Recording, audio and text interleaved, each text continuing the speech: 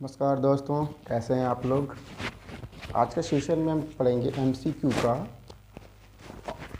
Question उप्स का सारे जितने भी एमसीक्यू क्वेश्चन होते हैं वो आज का सेशन में हम ये पढ़ेंगे। जो भी उप्स का 5 कंसेप्ट है उन्हीं से रिलेटेड सारा का सारा क्वेश्चन हम पढ़ेंगे।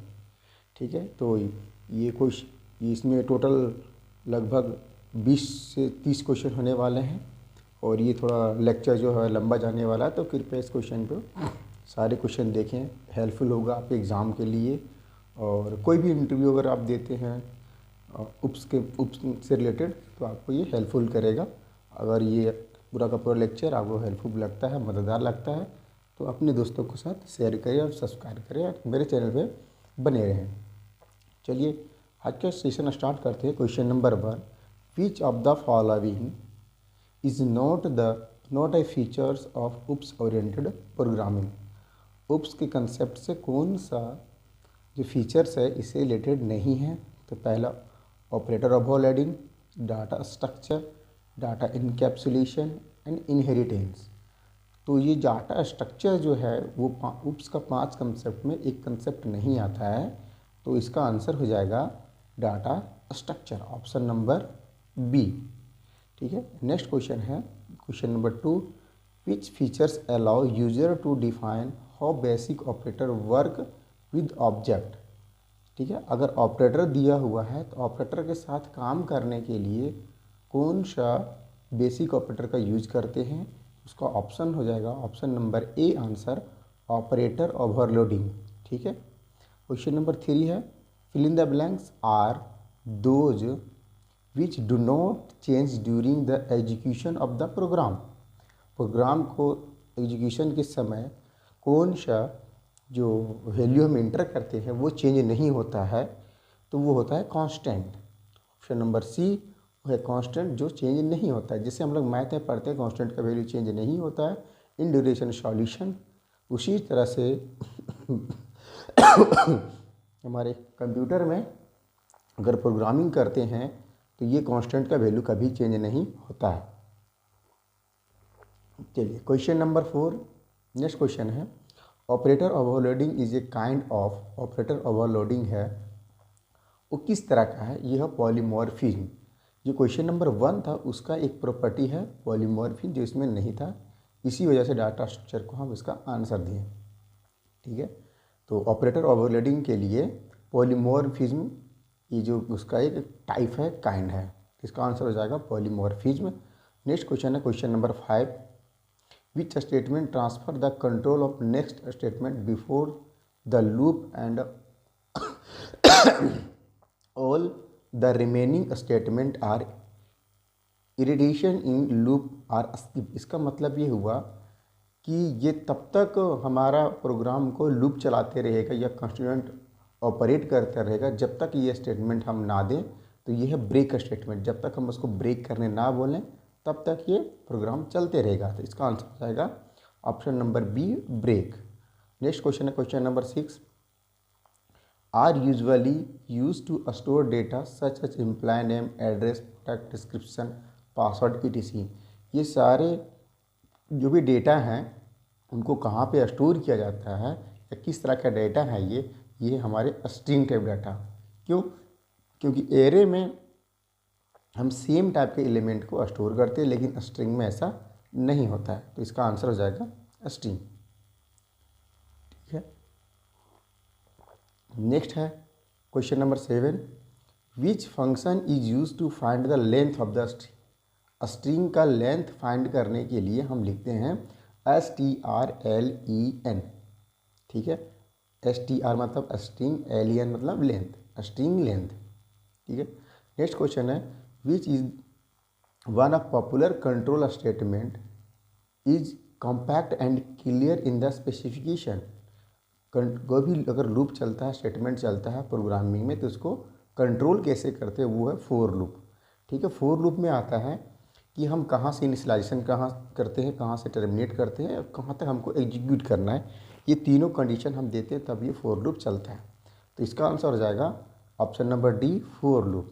नेक्स्ट है default variable in C++ is. Default variable को हम लोग बोलते हैं ऑटोमेटिक वेरिएबल। जो वेरिएबल खुद से आ जाता है उसको बोलते हैं ऑटोमेटिक वेरिएबल। तो इसका आ जाएगा answer question automatic variable. Next question है question number 10, fill in the blanks are a group of dissimilar data that are related to each other। Dissimilar data जो एक दूसरे से रिलेटेड होता है वो कहाँ पर रखा जाता है, उसको बोलते हैं स्ट्रक्चर। क्यों? क्योंकि स्ट्रिंग में सिर्फ स्ट्रिंग टाइप रखा जाता है, एरे में सिमिलर टाइप का रखा जाता है। फंक्शन जो है वो किसी भी एक पार्टिकुलर चीज़ को एग्जीक्यूट करने के लिए यूज किया जाता है। तो स्ट्रक्चर में होता है वो डिसिमिलर अलग अलग डेटा को एक जगह पे रखा जाता है और वो एक दूसरे से आपस में कनेक्ट होते हैं। ठीक है।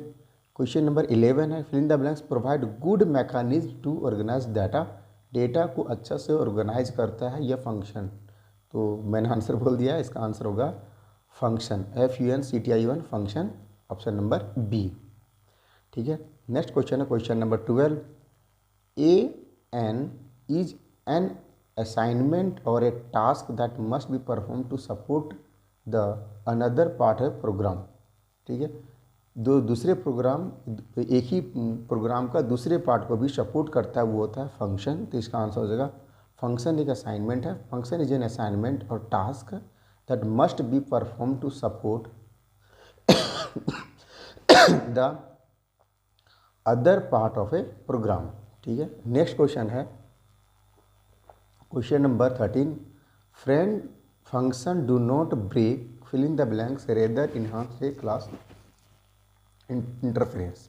जो फ्रेंड फंक्शन ही होता है वो इनकैप्सुलेशन का जो सारा डेटा होता है वो रखता है। इसका आंसर हो जाएगा option number D, encapsulation.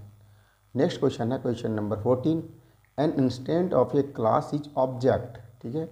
Class का ऑब्जेक्ट होता है छोटा छोटा, वो होता है ऑब्जेक्ट। इसका आंसर हो जाएगा ऑब्जेक्ट। नेक्स्ट क्वेश्चन है question number 15, are also define the prefixing the keyword statement. तो ये हम लोग क्वेश्चन पढ़े थे, प्रीफिक्स, इनफिक्स, सफिक्स। ठीक है। तो इसमें यूज किया जाता है स्टैटिक फंक्शन का। इसका आंसर हो जाएगा स्टैटिक फंक्शन। नेक्स्ट क्वेश्चन है क्वेश्चन नंबर 16,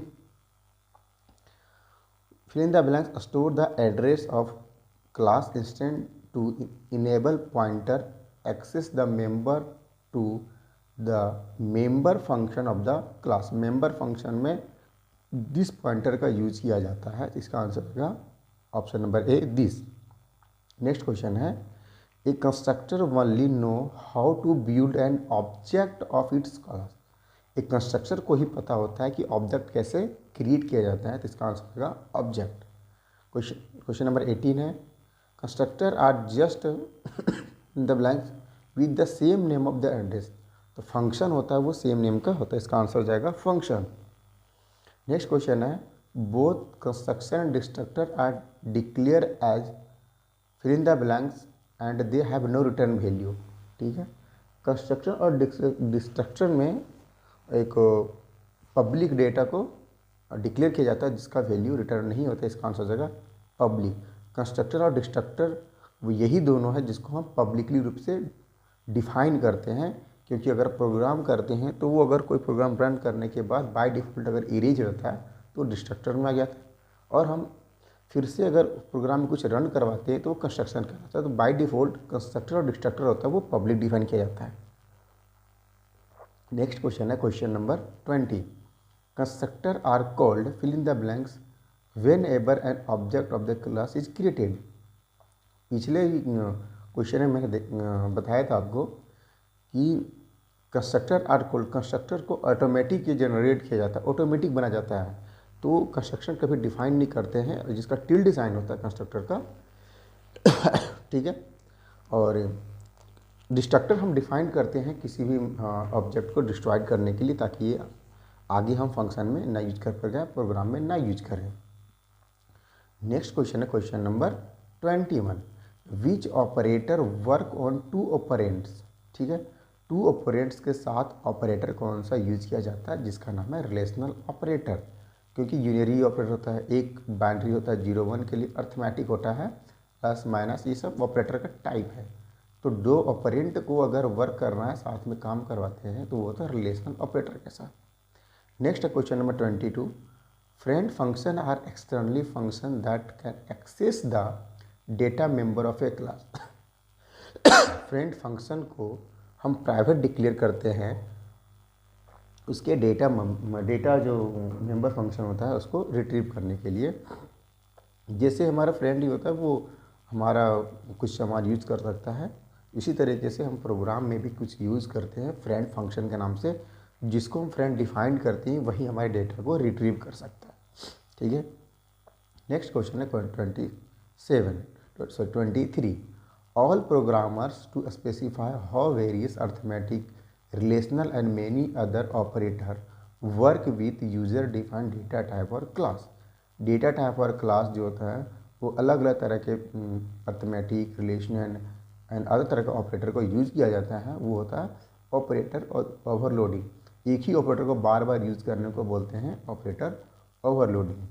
नेक्स्ट क्वेश्चन है 24 which operator operates only one operand and then operand itself invoke to the operator. वैसा ऑपरेटर जो खुद से इन्वॉक होता है और एक ही ऑपरेटर का यूज किया जाता है उसको बोलते हैं यूनरी ऑपरेटर।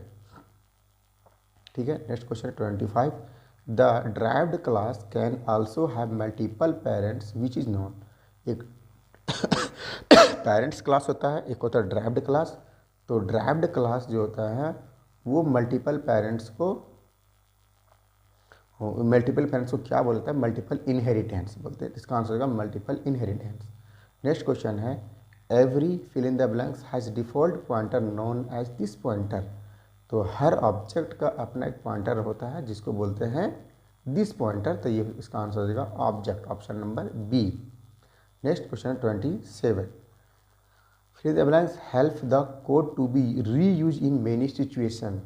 कौन सा ऐसा ऑप्शन है जिसका कोड को हम बार बार यूज करते हैं मेनी सिचुएशन में, कोई भी सिचुएशन में। इसका आंसर है इनहेरिटेंस। इनहेरिटेंस जो होता है अलग अलग प्रॉपर्टी को इनहेरिट करके रखता है, अपने पास रखता है, जिसका यूज़ हम प्रोग्राम में थ्रू आउट कर सकते हैं जब हम ज़रूरत पड़ता है तब। ठीक है, तो नेक्स्ट क्वेश्चन चलते हैं 28 है विच फीचर्स ऑफ उप्स अलाउ री use the code without modifying the original data. बिना डेटा को मॉडिफाई किए हम फिर से यूज कर सकते हैं, इसको बोलते हैं इनहेरिटेंस। ये पिछला वाला क्वेश्चन सेम ऐसा ही क्वेश्चन था लेकिन इसका क्वेश्चन पूछने का तरीका अलग है, इसलिए मैंने इसको 2 बार लिख दिया। ठीक है, क्वेश्चन नंबर 29 है fill in the blanks is a process of inheriting a class from more than one parents class. एक से ज़्यादा पेरेंट्स क्लास में अगर इनहेरिट करता है उसको बोलते हैं मल्टीपल इनहेरिटेंस। तो इसका आंसर हो जाएगा मल्टीपल इनहेरिटेंस। नेक्स्ट क्वेश्चन है 30 virtual function are primarily used in inheritance. ठीक है, तो इसका आंसर होगा इनहेरिटेंस। वर्चुअल फंक्शन होता है वो प्राइमली यूज किया जाता है इनहेरिटेंस में। नेक्स्ट क्वेश्चन है 31 है fill in the blanks mean same content but different form. ठीक है, कंटेंट सेम रहता है लेकिन अलग अलग फॉर्म में यूज किया जाता है, उसको बोलते हैं पॉलीमॉर्फिज्म। पॉली का मतलब होता है एक से ज़्यादा, मॉर्फिज का मतलब होता है इसका टाइप या फॉर्म। तो एक से ज़्यादा फॉर्म को बोलते हैं पॉलीमॉर्फिज्म। ठीक है, नेक्स्ट क्वेश्चन है which polymorphism is implemented with template. Template के साथ कौन सा पॉलीमॉर्फिज यूज किया जाता है, तो ये कंपाइल के टाइम में ये पॉलीमॉर्फिज्म का एक टाइप है। ठीक है, नेक्स्ट है 33 which function is used with an object to write to a file. Write करने के लिए होता है put function, PUT put function. Next question है question 34 fill in the blanks are the name given for flow of data. Flow of data के लिए कौन सा यूज किया जाता है, stream, STREAMS stream, option number D. Next question है 35 the function fill in the blank read one character eight A time. कौन सा ऐसा फंक्शन है जो एक टाइम में एक ही कैरेक्टर को रीड करता है, वो होता है get function. Option number B जो है उसका है गेट फंक्शन। नेक्स्ट क्वेश्चन है 36 a fill in the blanks is an abstraction that represent a device on which input and output operator are perform. Input और आउटपुट ऑपरेशन जो perform करते हैं, ठीक है। नेक्स्ट क्वेश्चन है question number 36 a fill in the blanks is an abstraction that represent a device on which put input and output operator are perform. Input और output operator किसमें perform किया जाता है वो होता है स्टीम, STREAM, ऑप्शन इसका बी। नेक्स्ट है question number 37। N is a collection of data save on disk. कहाँ पे सेव होता है? फाइल में। इसका आंसर होगा file is a collection of data save on disk, इसका आंसर होता है। नेक्स्ट है of stream means. Of stream means का मतलब होता है इनपुट आउटपुट फाइल स्ट्रीम के लिए यूज किया जाता है, ऑफ स्ट्रीम। नेक्स्ट है question number 39। The function bad return true. Bad function होता है वो ट्रू रिटर्न करता है कब? If the fill in the blanks flaggy up. तो बैड बिट होता है तब ये ट्रू होता है, ठीक है। तो अगर इसका आंसर हो जाएगा bad bit, option number D. Next question है question number 40। The tellg function return and fill in the blanks type that show the current position of the middle inside pointer, inside pointer. इसका answer हो जाएगा int. Int type का जो function tellg function में use किया जाता है, जो इंट का होता है, INT type of show the current position of the inside pointer, ठीक है। इस तरह क्वेश्चन के लिए बने रहे हमारे चैनल में, और